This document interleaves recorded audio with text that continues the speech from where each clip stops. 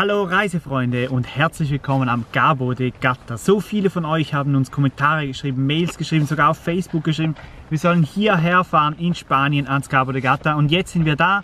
Petrus, der ist leider krank, der hat uns das Wetter ordentlich versaut heute. Wir versuchen für euch trotzdem die schönsten Bilder vom Cabo zusammenzufassen, euch zu zeigen, wie es hier aussieht. Wer von euch war schon mal da? Schreibt es unten in die Kommentare. Wir sind selber sehr, sehr gespannt, haben erst einige Kilometer hinter uns und ja, bis jetzt sieht es richtig schön aus. Es sind nicht die Strände, die hier schön sind, sondern es ist das Gesamtpaket, die Umgebung, die Natur. Aber schaut es euch selber an. Wir sehen uns später wieder. Für euch gibt es jetzt die Bilder.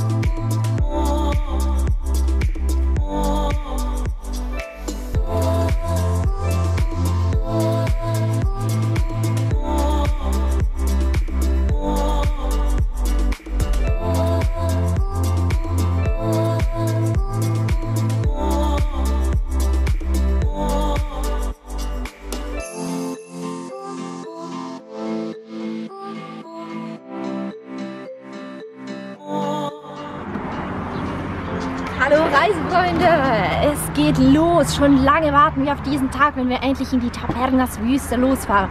Noch stehen wir hier auf dem Campo Cabo de Gata. Das haben wir euch im letzten Video ja auch erklärt und auch gesagt, dass hier rund um uns herum ein Plastik am anderen ist. Wir sind zwischen den Gewächshäusern stationiert sozusagen, falls ihr das Video, das letzte, nicht gesehen habt, wo wir ausführlich über dieses Problem hier sprechen. Hier oben ploppt das nochmal auf. Jetzt geht es los. Wir fahren nochmal ein Stück weit durch den Naturpark vom Cabo de Gata und dann geht es hinauf in die Tabernas-Wüste.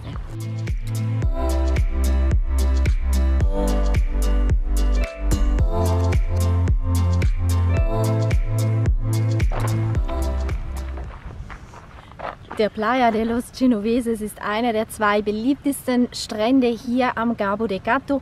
Im Sommer ist hier alles voll, die Besucherzahlen sind reglementiert. Man darf hier nur hin, wer auch hier auf dem Parkplatz noch einen Platz findet. Und der Parkplatz, der kostet normalerweise dann auch, ich glaube, 5 Euro. Im Moment ist hier gar niemand, der was einkassieren will. Es ist fast menschenleer. Warte, ich zeig's mal schnell. Und ich bin jetzt sehr gespannt, wie es vorne aussieht. Normalerweise ist das ein Bade- und vor allem auch ein Tauchparadies. Wir haben ihn schon so ein bisschen gesehen, es sieht jetzt wirklich ganz anders aus als die andere Seite. Wenn ihr euch das vorstellt auf der Karte, wir zeigen sie, wir blenden sie euch auch gleich mal ein. Wir sind jetzt westlich von San José und gestern haben wir die östliche Seite bis nach Las Negras abgefahren, was uns jetzt ein bisschen weniger gefallen hat, wie das, was ich hier schon gesehen habe. Aber jetzt habe ich genug gelabert, los geht's!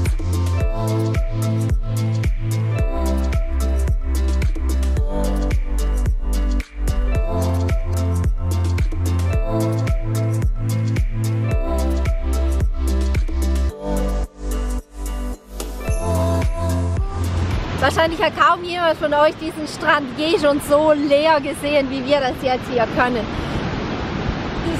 Für mich ist dieser Strand jetzt hier wirklich ganz speziell, weil ich in Spanien sonst eigentlich keine Strände kenne, wo du wirklich, so weit du blicken kannst, kaum ein Haus siehst. Also ich glaube, wenn ich mich umsehe, ich sehe vielleicht irgendwo 5 Gebäude, die aber wahrscheinlich eher als Schuppen dienen. Und sonst ist hier nur pure Natur. Und das ist halt das, was vor allem auch an der Costa del Sol, aber auch weiter oben dann echt fehlt. Diese Naturbelassenheit. Nicht einfach ein Bunker an den anderen direkt an die Küste stellen, sondern das einfach mal der Natur überlassen. Das gefällt mir jetzt hier wirklich sehr gut. Hast du kalt? Ein bisschen. Nur weil deine Hände da so eingepackt sind? Ich habe keine Hände, ich habe nur Stummel heute.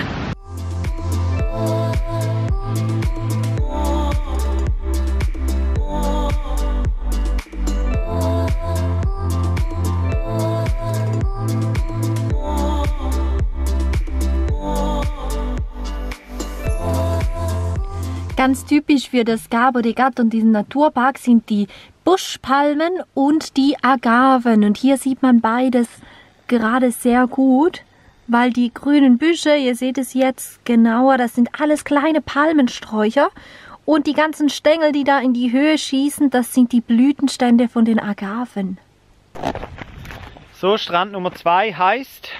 Monsul, Playa de Monsul. Hier hat es sogar eine Bushaltestelle. Ich glaube, im Sommer kann man dann auch mit dem Bus hier nach hinten kommen. Muss wohl schon ziemlich was los sein in der heißen Man kann sich immer so in etwa vorstellen, wie groß der Parkplatz ist, so im Winter, und dann fährt man hier hin und dann ist man irgendwie alleine auf dem Parkplatz, dann weiß man, ah, jetzt ist wahrscheinlich besonders schön, man kann zwar nicht baden, aber da muss ja was los sein im Sommer, ist ja Wahnsinn. Nicht normal. Wer von euch war schon mal hier im Sommer, schreibt das mal unten in die Kommentare, würde uns echt interessieren, haben ja viele von euch vorgeschwärmt. Ja, jetzt müssen wir hier zu Fuß nach vorne laufen, 250 Meter, der vordere Parkplatz ist nur für Emergencias. Also wahrscheinlich, wenn jemand zu ertrinken droht im Sommer, genau. Ja, wir zeigen es euch dann, wenn wir vorne sind. Steffi hat ja ein neues Hobby. Ihre super Palmbüsche, die sie da euch erklärt hat in einem der letzten Videos. Ich weiß gar nicht, war man das im El Tocal wahrscheinlich? Ja. Und jetzt jeder Busch muss sie da begutachten. Musst du noch mal sagen, das haben sie nicht gehört. Die sind größer als ich, die sind riesig. Ja, ist schon speziell. Ist echt eine schöne Gegend hier. Mit vielen Palmbüschen. Ja, Strand ist in Sichtweite.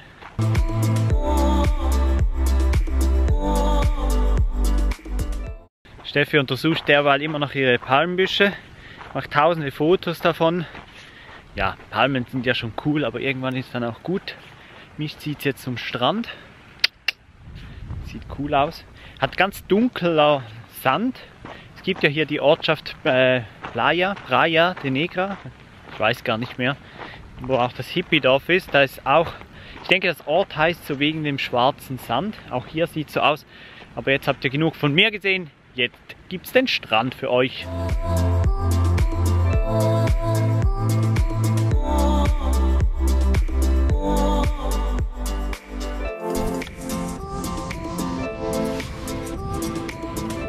Genug der Palmenbüsche? Ich möchte so eine kleine Palme haben.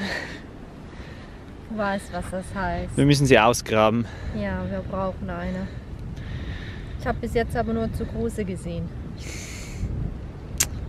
Habt ihr nicht gehört? Fortsetzung folgt.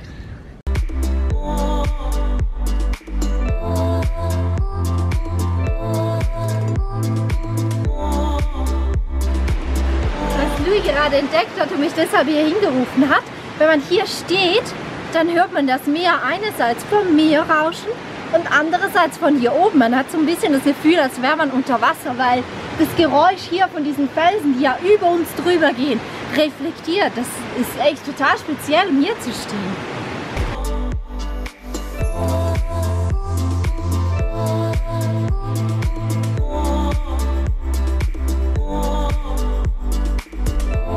So, während ich jetzt auf den Bus warte, was für ein Witz, kann ich euch ja noch sagen, dass das Cabo de Gata heute definitiv seinem Ruf mehr gerecht wurde als gestern. Heute haben wir wirklich richtig schöne Strände, richtig wunderschöne Natur gefunden. Ihr habt es gesehen, die Gegend ist wirklich richtig cool. Ich kann mir das im Sommer nicht mehr so ganz vorstellen, weil eben der große Parkplatz und so. Aber jetzt im Winter und ich denke auch im Frühjahr ist das ein Teil von Spanien, der definitiv uns sehr, sehr, sehr, sehr gut gefällt. Anders als die ganzen Betonblöcke, Steffi hat es vorhin gesagt. Es ist nicht alles verbaut, man kann richtig weit schauen, es hat richtig viel Natur. Top. ja, ich warte jetzt noch weiter auf den Bus. Ihr seht dann, der sollte kommen und dann geht es endlich in die Wüste. Ich habe gesagt, ich warte auf den Bus. Da kommt er.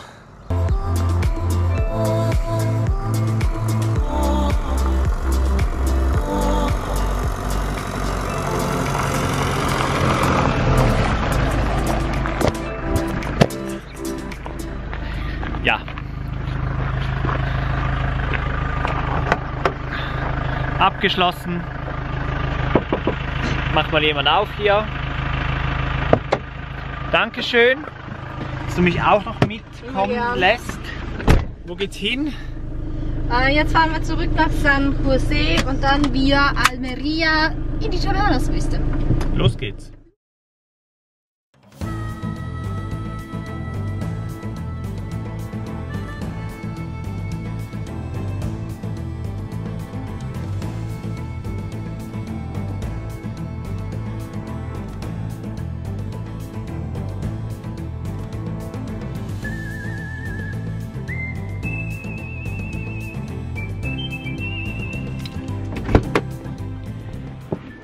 So, wir sind mittlerweile in dieser Tabernas-Wüste angekommen. Die Wüste zu finden war gar nicht so schwer, das war alles zusammen überhaupt kein Problem. Man fährt einfach über die Autobahn und kommt dann in diese absolut atemberaubende Gegend. Die sieht schon von der Autobahn richtig cool aus.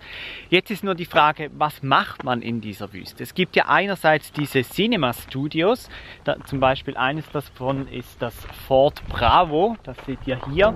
Das hat da oben auch einen Schriftzug, das nennt sich Texas Hollywood und ja, das ist natürlich die totale Kommerzialisierung. Man bezahlt da 19,50 € Eintritt, kann natürlich das ganze Dorf anschauen und es hat auch noch eine Show dazu und da gibt es sicher einiges zu erleben. Wir sind ja aber nicht die diesem Kommerz nachrennen und darum haben wir uns jetzt momentan entschieden, das Ganze nicht zu besuchen. Das schauen wir später mal noch. Wir sind jetzt auf der Suche vielleicht nach einem Infocenter. Bis jetzt haben wir nichts gefunden. Es ist alles geschlossen, was irgendwie informieren könnte.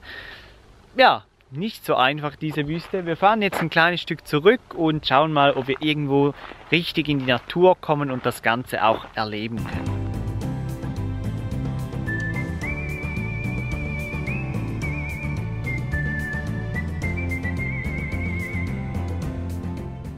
So, da seht ihr jetzt mal so ein Westerndorf von oben. Dieses kostet 11 € Eintritt und dann hat es da so Westernhäuser und ein Pferd und so ein bisschen Musik. Und das ist schön eingebettet in dieser wirklich coolen Landschaft. Aber naja, viel mehr gibt es da nicht zu erleben. Und wenn ihr jetzt ein bisschen darüber schaut, so sieht dann so die Wüste aus. Mega cool. Also wirklich, das ist ja dann eine richtige Wüste und nicht so wie die Bardenas Reales, in der wir waren. Das war ja eine Halbwüste. Und ja, ich hoffe, wir sehen noch irgendwie ein bisschen mehr.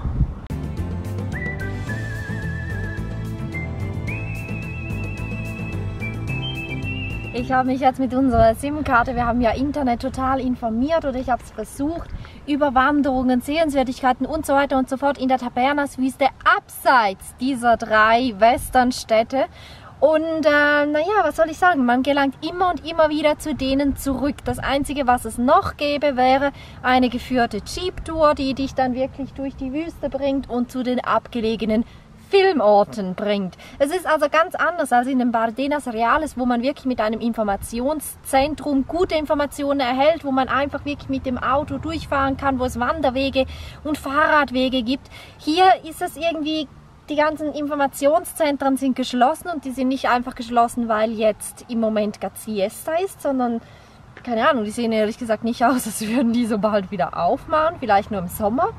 Auf jeden Fall haben wir uns jetzt entschieden, wir fahren der Hauptstraße, also sprich, das ist eine mautfreie Autobahn, der fahren wir jetzt entlang hier durch die Wüste, wollen oder hoffen, dass wir rechts und links noch ein bisschen was sehen und dann werden wir zur fast angrenzenden Sierra Nevada kommen, ein weiterer Naturpark und das Spezielle an der Sierra Nevada, dort kann man Ski fahren. Ob wir es wirklich bis in den Schnee schaffen? Ihr müsst dranbleiben, dann erfahrt ihr es.